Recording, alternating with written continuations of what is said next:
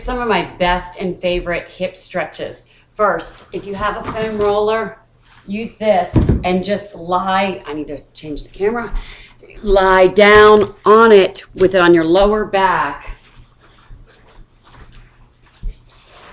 like so.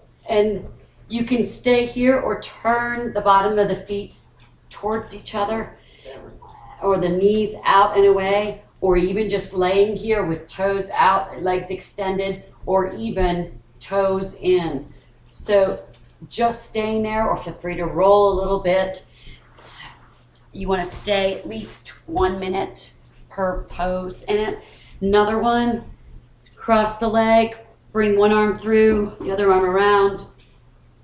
This mainly stretches through the piriformis and glute, but this is the other side of the hip. So you want to make sure you do both. So you'll hold both poses 30 to 60 seconds per pose. So whenever you go from the back, you also want to go directly into the front. So by doing so, modified camel, top of the feet are flat, so it's probably preferable to do without shoes. 2 fists on the lower back, right above the glute cheeks. Press the hips forward, press the belly out as far as it'll go, and stay forward.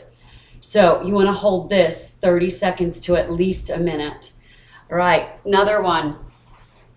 When you're lying on your back, taking both knees to one side, then just take the opposite, the far leg, cross it over the outside of the knee, flatten the foot, and just lie here and press your other arm across the body line, pulling that knee towards the floor.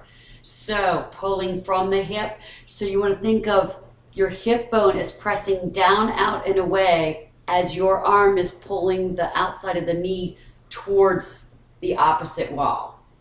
All right, that's one of my favorites. And this is how it looks on the other side. So pull back and down through the glute, down, out, and away as you're pulling the leg towards the opposite wall. You can decide if you want to change it with the head facing one direction or the other. All right, another great hip, just staying right here. It's kind of like a modified butterfly. So you're taking the knees out, but you take your elbows to the outside and press the hips up and forward. So don't think about too much of leaning forward. Think about pressing the chest up. You can actually do both, and it makes it really easy. Another way is to pull in, bent leg, runner, hurdler stretch, but take this across the body line so that you're taking that back hip and pressing it forward. You can reach out and forward and up, so extend through the body line. Another great way is to just extend that leg out and come up, back, and away.